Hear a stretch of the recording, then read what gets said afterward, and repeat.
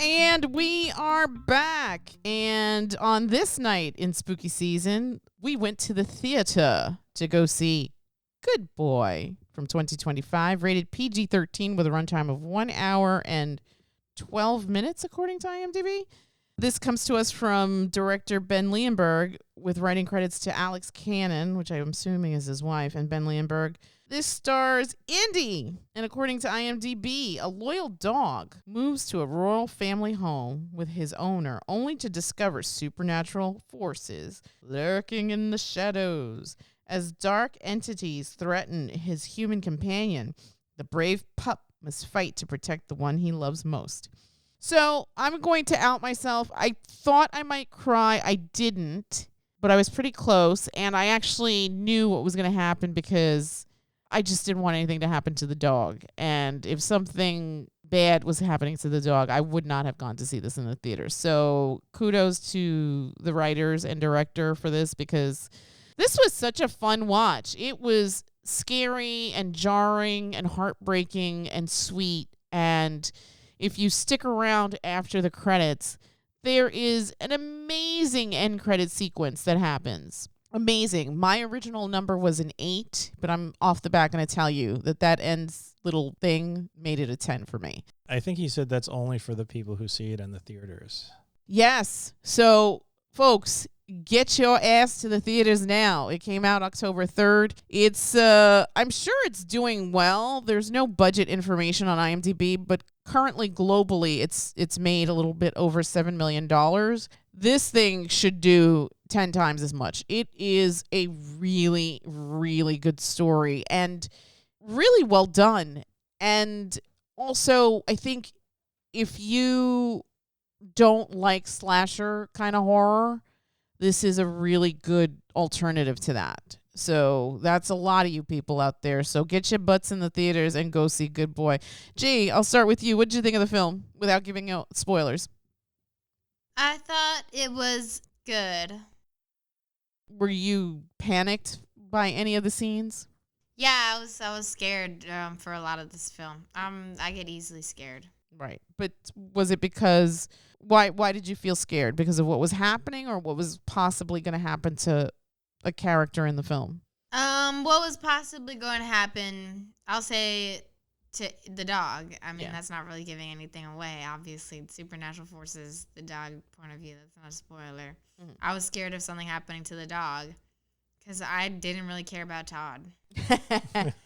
That's fair. That's fair. But we don't deserve dogs, and Indy loves Todd immensely, and that definitely comes through. Although you had a different reaction. Why don't you share with the class your thoughts? I like the movie. I just felt like the film would have been a bit better if they had shown more of Todd's face. For some reason, they chose to not show any of the human characters' faces until the very end for a specific reason, I guess. And I felt like when you're trying to convey a movie about the connection between a guy and his dog, or a dog and its guy, as this is really the dog's perspective mainly, I felt like being able to see Todd's face and Indy's face and the emotions that you can really only convey through facial gestures. There's only so much that you could give through a voice performance, and that was kind of what Todd was in the film. It was almost like he was a guy walking around, and then they just had a voice actor come in or something at the end. And for me, that caused a bit of a disconnect as far as really engrossing me emotionally in the movie. And having stakes because you don't feel that connection with any right. With the human character. I mean, I understand, like in a good movie, you latch onto specific characters, and there's only so much you could latch onto a dog. It's not a human being. It's a different animal, and we love animals in films.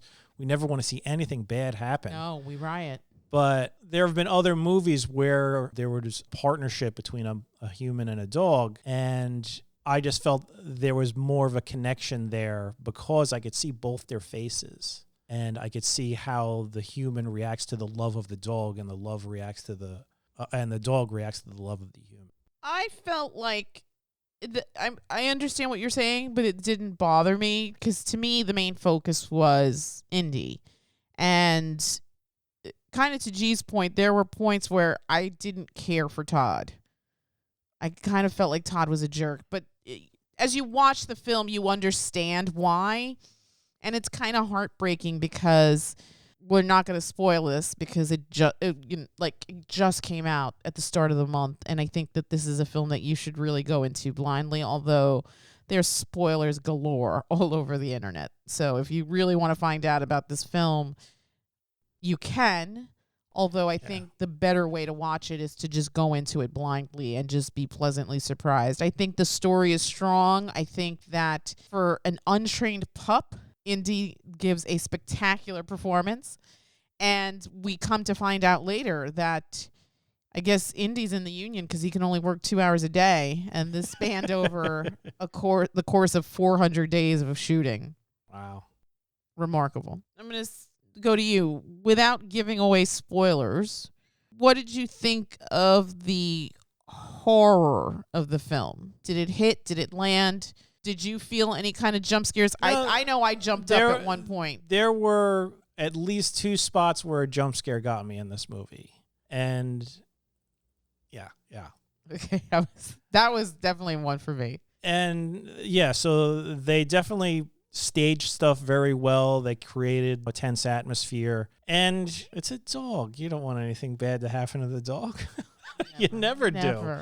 It's always heartbreaking when a dog meets its demise in a movie. Yeah. I mean, I'd rather see people die. Oh my God. In movies.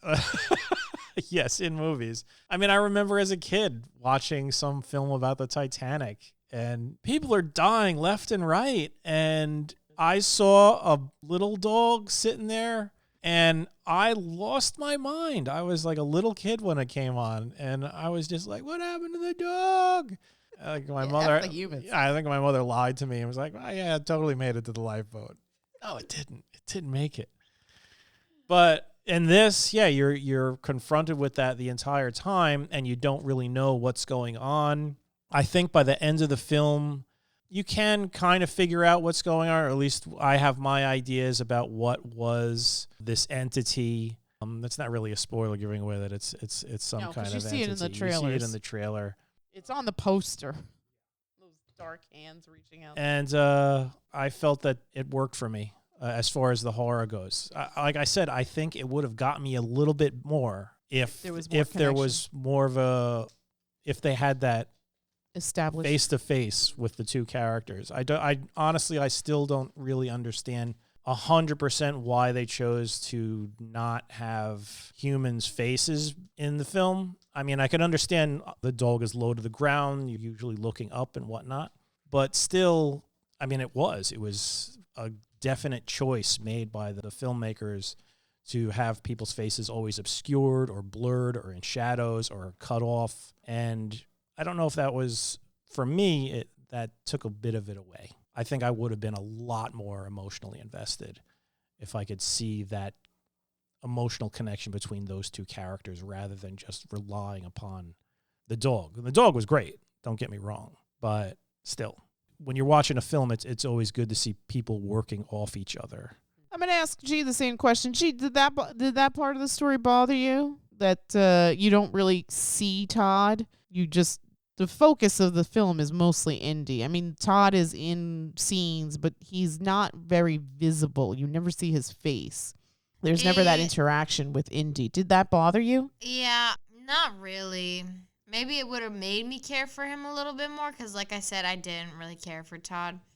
But I wasn't really bothered by it. It was just sort of an aspect of the film for me. Yeah, I wasn't bothered by it either. Although I agree with G, there were parts where I didn't like Todd because he was acting like a jerk. And so, I mean, you could understand why. Yes, no. You totally understand why. But there are some parts where you're like, why is he doing that? But I guess overall, if you take in the film as a whole, you could sort of see where the guy was coming from. I just think without the facial expressions, sometimes things come off maybe a bit harsher than they seem. I really wish they would have. I mean, like I said, I didn't need close-ups of Todd's face or big long moments of him monologuing to the camera, pretending to be talking to the dog. Just Every once in a while. every once in a while. All right, fair enough. Fair enough. I'm going to go to you. Do you think that this is a film that you could take at face value, or do you think that there's subtleties within the story? Again, without giving too much away. I mean, there's definitely room for interpretation there as far as what's going on about what this dog is seeing. There's no doubt that there is like a supernatural aspect to this. Yes. No monsters, but definitely supernatural. But there's a kind of it's not like a random thing. It's not just like, oh, out of the blue, suddenly I'm being tormented, or me and my dog are being haunted for no reason. There's a logical reasoning, and it's not really shoved down your throat. It's something that you're going to have to figure out for yourself. And I think you mentioned something along the lines of towards the end, pay attention to the scene, like the scenery around what's going on. Yes. There are clues as to that could possibly explain certain motivations of the characters and why they did the things that they did towards the end of the film. I want to pick up something that you said, but first I want to ask G the same thing. Did you feel that this worked as a supernatural story without giving too much away? Yeah. I mean, what about it worked for you? There was a thing following them around. But it's interesting because Todd is a non-believer. I think he lives very much in science and facts, and it felt like I think that's the opposite.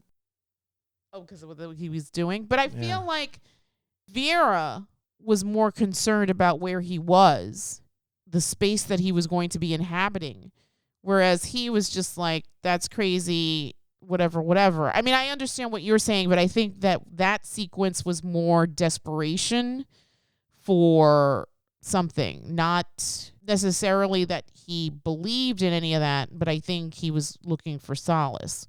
And I think when he's initially having conversations with his sister at the beginning, she's more weirded out that he's going to this property. Yeah, I mean, it's because I don't want to give anything away. Yeah. All right. Does anybody want to add anything before we give numbers? I think we're going to keep this one short because I do want to avoid any type of spoiler other than to say that Indy is a damn fine actor and handsome too. Yes, Indy was, as the title said, a good boy. Absolutely. One number from 1 to 10. What are you going to give it? I'd give it a 7. A 7. Gee, 1 to 10. What would you give it?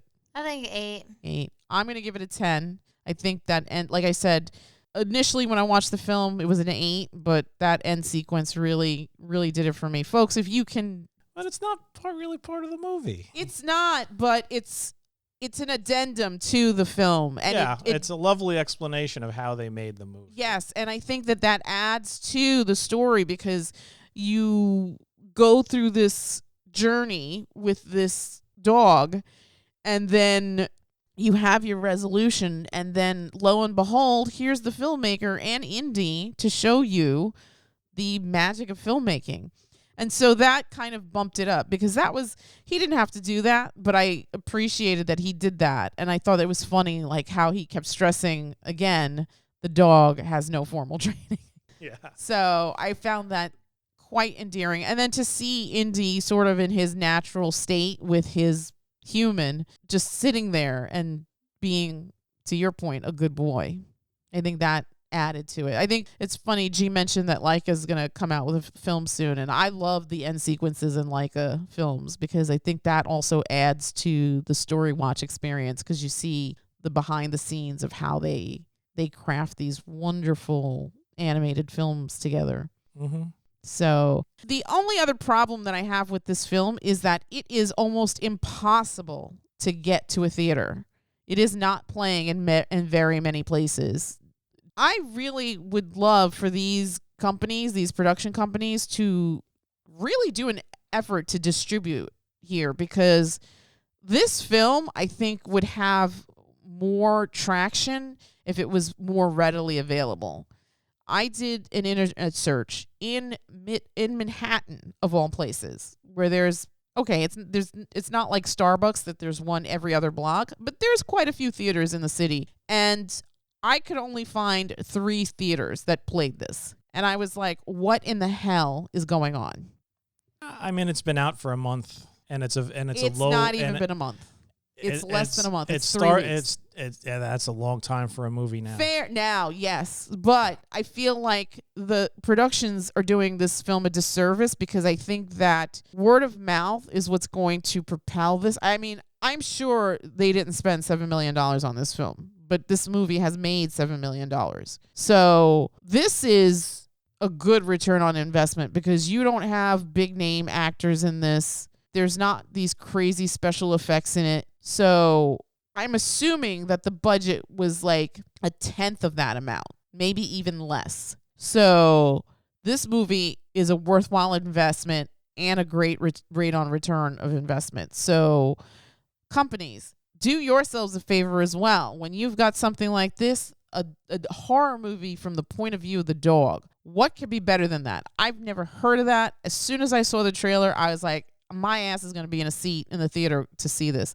This is a very original way of telling a horror story. The genre is undefeated. This year has been an amazing year for the horror genre, and I am here for it. And absolutely do yourself a favor and go see Good Boy in a theater, hopefully near you. But if you need to drive, do that too, because I really enjoyed seeing this on a large screen. I mean, not that I'm not going to watch it when it drops on the streamers, because I'm going to watch the crap out of it. But seeing it on the big screen, totally gratified. All right. And before we wrap it up, we'd also like to remind you all to like, share, and subscribe. Support our friend KT as she raises funds for St. Jude's Children's Hospital. And with that, we'll wrap it up, and we'll see you back here tomorrow for another review. Again, go check out 2025's Good Boy. You won't regret it. We're going to say goodnight, and we'll see you tomorrow and bid you all a Good night. Good night. good night.